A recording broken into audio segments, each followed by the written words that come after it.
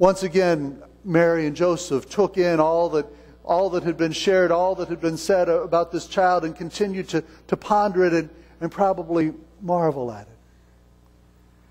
But also they probably were struggling with what they heard as well. Before the prophet Simeon said that this child was destined to cause the falling and rising of many. And there would be many who would speak against him. How difficult that must be as parents to know that there were going to be those who were going to speak against their son. And then even more than that, for Simeon to say to Mary, and a sword will pierce your own soul too. I wonder if that's something that troubled Mary as she raised Jesus, but I'm sure that when he was on the cross, she recalled the words of the prophet that her heart was going to be pierced, her soul was going to be pierced with pain. And certainly if she didn't think about it when he was on the cross, I'm sure it's something that she pondered in trying to make sense of everything after that was over. Well, as if the words of Simeon were not enough that day to give Mary and Joseph a boost, they also encountered a prophetess by the name of Anna. We pick up her story in verse 36. It said, there was also a prophetess Anna, the daughter of Phanuel and the tribe of Asher. She was very old. She had lived with her husband 7 years after her marriage, and then was a widow until she was 84. Now the New International Version says that gives her the age of 84. Some versions say that she had lived as a widow for 84 years. And so with that and her marriage to her husband and her growing up years, she was somewhere at least 84 years old, but she may have been over 100 years old. And it says that she never left the temple, but worshipped night and day, fasting and praying. Coming up to them at that very moment, she gave thanks to God and spoke about the child to all who were looking forward to the redemption of Jerusalem. When Joseph and Mary had done everything required by the law of the Lord, they returned to Galilee, to their own town of Nazareth. And the child grew and became strong. He was filled with wisdom, and the grace of God was upon him.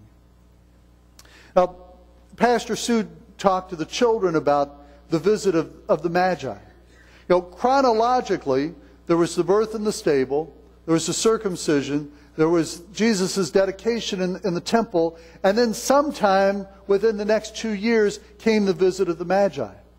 And the story in Matthew chapter 2 tells us that as the Magi came, they didn't come to the stable, but rather they came to the house where Mary and Joseph were staying. Actually, it indicates that they came to the house and found Mary and the baby, and Joseph isn't mentioned, so he may have been out working. But as they came, it says that they brought gifts of gold, frankincense, and myrrh. Now, we don't know exactly how many Magi there are. We've always assumed that there were 3 because they brought 3 gifts. But as they brought the gifts to Jesus, they bowed down and worshipped him. But they'd also encountered Herod. And when they saw Herod, they said to Herod, "We want to find this one who has been born king of the Jews." Well, Herod, like most rulers, was jealous of anyone that might challenge him, of anyone that might challenge his power. And if there had been a king that was born, Herod wanted to do all he could to get rid of the king. So Herod inquired of the wise men when the star had appeared to get some idea when the child may have been born. And with the information he got from the Magi, Herod declared that all children 2 years of age and under should be killed, because he didn't want any challenges to his throne. Well, as the Magi came and visited Mary and the child, it says that very night as the Magi left, that Joseph had a dream, and an angel of the Lord spoke to him and said that you are to flee because of what it is that Herod is going to do. And we find that in Matthew chapter 2. So when they had gone, the Magi had gone, an angel of the Lord appeared to Joseph in a dream. "Get up," he said, "take the child and his mother and escape to Egypt. Stay there until I tell you, for Herod is going to search for the child to kill him." So he got up, took the child and his mother during the night and left for Egypt, where they stayed until the death of Herod. And so it was fulfilled that the Lord had said through the prophet, "Out of Egypt I called my son." This angel told Joseph that he was to take Mary and the child, and they were to flee for Egypt. As they fled, it caused Jesus' life to be spared when Herod was slaughtering other children. They remained in Egypt till Herod died, and an angel told them that they could return. When I think about Mary and Joseph's call to be Jesus' parents, I would think that parenting Jesus would be easy. You would think that their life wouldn't be filled with so much challenge and struggle. But yet, just like any other parent, Mary and Joseph had their stresses. They had their worries. Even though they were caring for God's Son, and on the one hand they knew that God's hand was on his life and they were doing what they needed to do, on the other side of things, they still faced dangers. They still faced tough decisions. As parents, they had to weigh, what is it that we should do? What is best for our child? What is best for our family? Now, Mary and Joseph lived in a day and in a culture where people had more of a nomadic existence, but still the thought of waking up from a dream and saying, "Okay, Mary, let's pack up our bags and we're going to travel to Egypt." That seems rather abrupt. But yet, as Mary and Joseph sought to be faithful to God's leading and guiding in their life, they were willing to make even that major of a change, or to plan that major of a trip in pretty short order.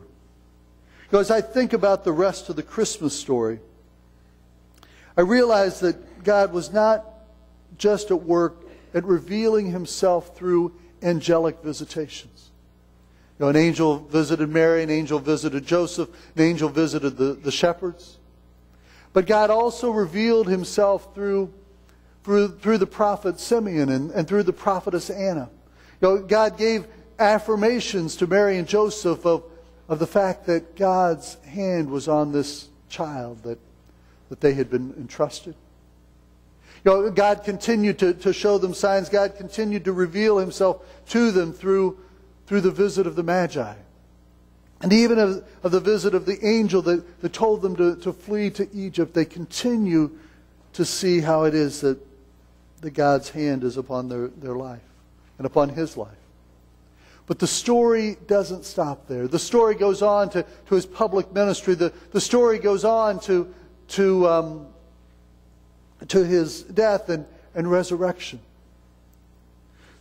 The story goes on, the rest of the story goes on as we think about the Christmas story. It's more than just Christmas, because the rest of the story is really the Christian story. It doesn't end with his childhood, but it continues on. The story doesn't just end with his resurrection, because the story goes on through the New Testament church. The story continues to be lived out in the lives of believers generation after generation. God's story continues to be lived out by his people.